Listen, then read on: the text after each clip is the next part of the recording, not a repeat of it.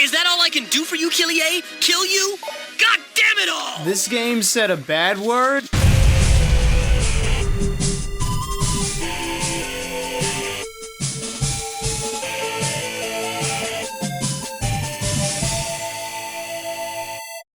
If life's about all those unique experiences that make you who you are, then God help me.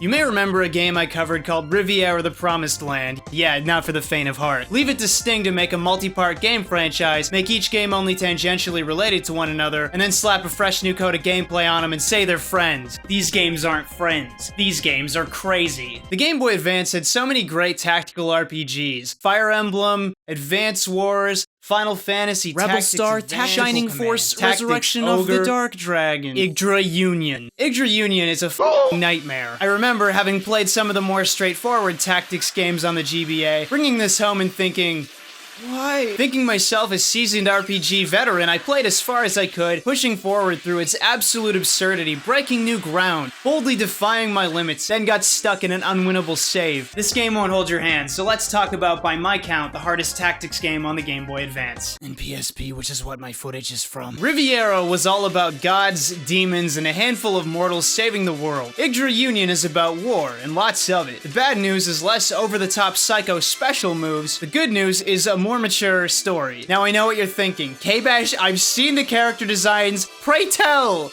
How will this story be mature? Shut up. Our story has some major players. One, this dickhead Gulkasa invaded a neighboring kingdom where our protagonist lives. Yggdra, the princess of this kingdom and wielder of a literal stone slab, is gonna have to push him back. Alone.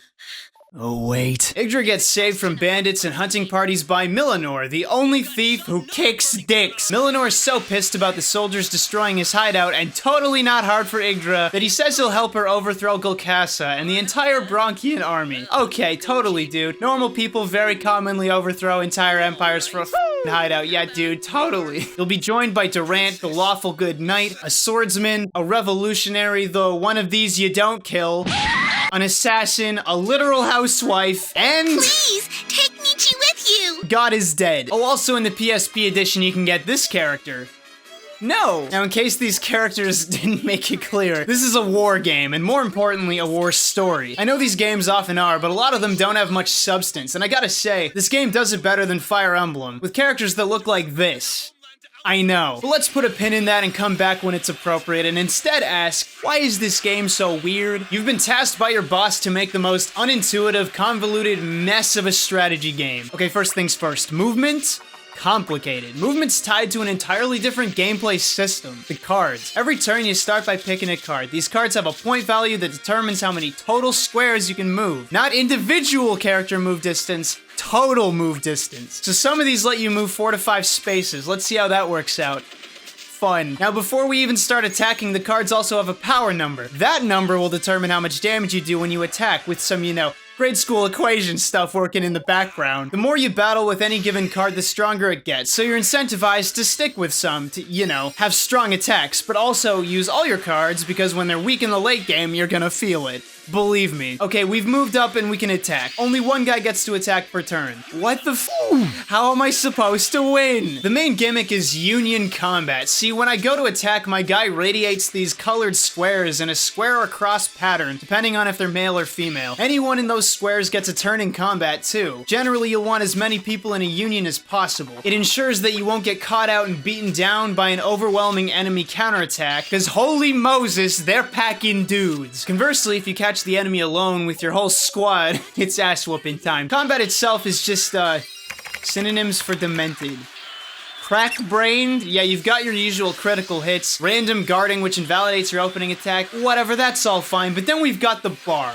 Oh, how Sting loves the bar. You can hold forward to drain it and do more damage, or hold back to do less, but charge it up. Get fully charged and you'll be able to unleash whatever your card's ability is, as long as your card is of the appropriate weapon type for the first unit in the Union, unless it's a general purpose card. So f***ing easy, right? But wait, there's more! For a limited time, you can I do my move? Interrupts happen constantly, which is the single most annoying thing this game has to offer, and it never gets better. While my morale is low, let's talk about morale. Characters have health like you'd expect, but it's represented by morale. Again, the math at work is stronger than my desire to learn, but the stronger the attacker's card, the more damage they deal. If your character dies, they get a 0 reset, which just makes them lose whatever experience they've earned between their current and next level. Now, keeping up a war effort with like 6 guys and some optional ones is tough. For example, the enemy has an entire army. Morale is tough to keep, and like I said, enemy ranks are stuffed. The unwinnable save I got into years ago happened because I kept losing battles, didn't play tactically enough, and eventually ran out of the ability to heal myself. See, in the PSP version, you recover a little morale after every battlefield, if your characters don't partake, which adds up if you play well. The other way, however, is consuming items to restore lost morale, including otherwise useless medallions you find on some enemies. So what if I told you items were how you got stronger? Okay, it's true that leveling up by fighting does increase your stats, but only marginally. Equipping items can give you serious boosts though. Equipped items apply stats to your character like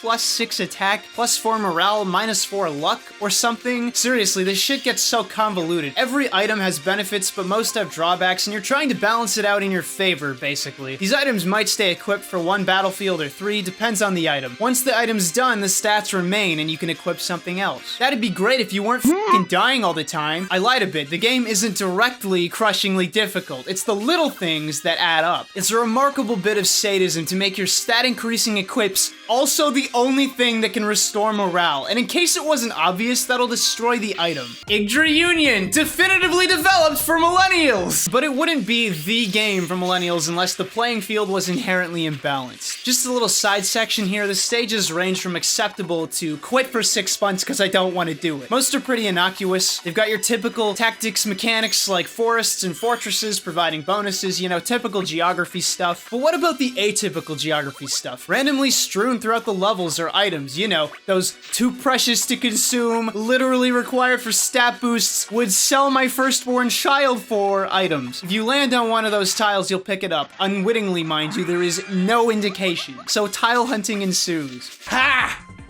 You idiot! If you take too many turns trying to find stuff during a level, you'll go over the battlefield's target turn cap, which will deny you a free MVP stat boost bonus. What, you're not a prophet? Guess you better figure it out then, bud. You can visit houses during the day as well, and sometimes they have an item for you or a mini event. Let's see what this one does. Yoink. Oh my god. I don't want to restart. Oh my god. Also, in the sand levels, you only get 1 move per character. Also, sometimes bridges lift, killing your dudes instantly. Also, I can't look. Also, because this is a Sting game, we need our creepy bathing scene. Oh no.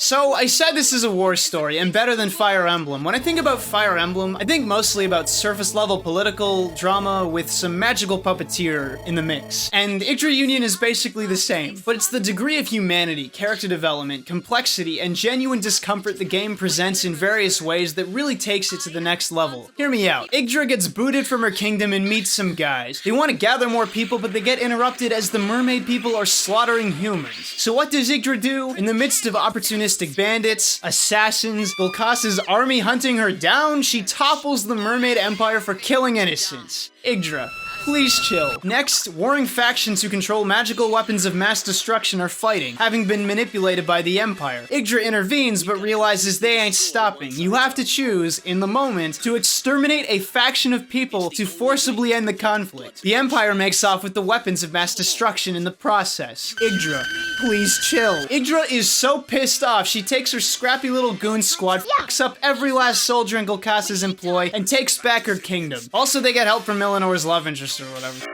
So there it is. Yggdra got her wish. Took back her kingdom. Oh no. Yggdra, drunk on bloodlust, willing to die for revenge, goes after Gulkasa, but gets trapped and captured. Now, a bunch of secondary stuff happens here as the royal army tries to get Yggdra back. She's so inspirational, her people are willing to push into hostile territory to get her back, recruiting the proletariat and an assassin. She's so inspirational that even Millenor's catty love interest helps a bit. She's so inspirational that— Oh my god! The commander's been shot in the eye! I mean, how could you miss? So they get Yggdra back, and even though it's dangerous and hokey and traditionalist, Yggdra follows custom and goes to the Holy Land to be coronated, because she's got to set a strong example as a leader. Oh, my raging character development. Oh god, the eyeless girl's back, and she's killing the Pope! Killing the Pope because games are highly apolitical, as we know. But we gotta kill Golkassa for real this time, because he's gonna summon the dragon god Bronga. Now the fun part about these war stories is the body count. Again, I get it. It looks like a kid's show, but tons of characters die, including kids! The antagonist of the game has all kinds of subordinates, and you're gonna see them a lot. In fact, you're gonna see them basically every other mission until you kill them dead. Yo, can I get a beat? Yeah, boy, and I'm about to do it again. World's worst mercenary, put him in the dirt. A very Spanish bandit, you'll put him in the dirt. Stupid court magician, put her in the dirt. Innocent people, put him in the dirt. Black Knight and old man, put him in the dirt. Yggdra's twin sisters, put him in the dirt. Golkassa's little sister, put her in the dirt. Every god in heaven, hey, that's a spoiler! So yeah, you push right into the enemy's kingdom, killing every antagonistic little shit weasel that ever tried to kill you. It's super satisfying.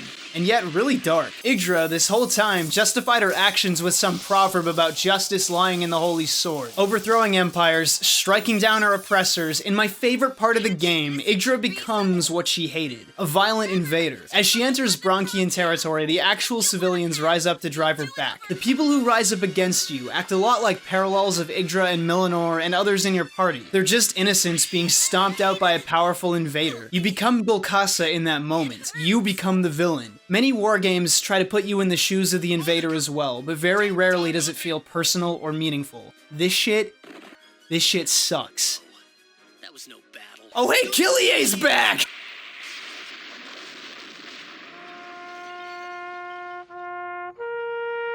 From here, you clean up Golkassa's remaining forces handily, even though admittedly a lot of it is really tough. Giving Golkassa a move that wins fights for free is pretty stupid. But to be fair, Yggdra has a card with a similar power, so...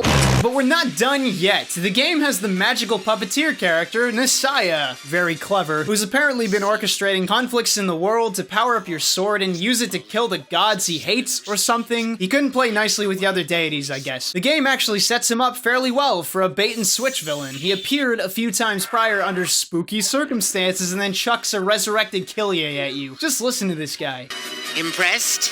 It was no easy task collecting all the pieces. I may have overlooked a few, but don't be alarmed. Anything missing was amply replaced with spares I found. What a fucking asshole. I want to kill him. I really do, but hey, Yggdra's been killing so many people. She's sick of all that. Like, all she does is... Use the sword to solve problems. Oh man, what are we gonna do? The reverse. Using problems to solve swords. Yes! Yes! No, I'm gonna kill him! Okay, Yggdra, end this man's entire career. Not a kingdom. Not an empire. You lost to the entire world. Oh, damn, son, you got fucked up! I followed. Finally, like, nearly 50 battlefields since the start of it all, cause damn, this game is a saga. We find... Wait, I know you. That's the Archangel from Riviera! This is a deity of some kind from heaven, and she asks Yggdra, after all this bloodshed, to finally lay down her sword. In a moment of introspection, choosing to solve swords with problems, she picks up the Holy Scepter, and ushers in an era of peace for all mankind. Just kidding, I'm off to kill God!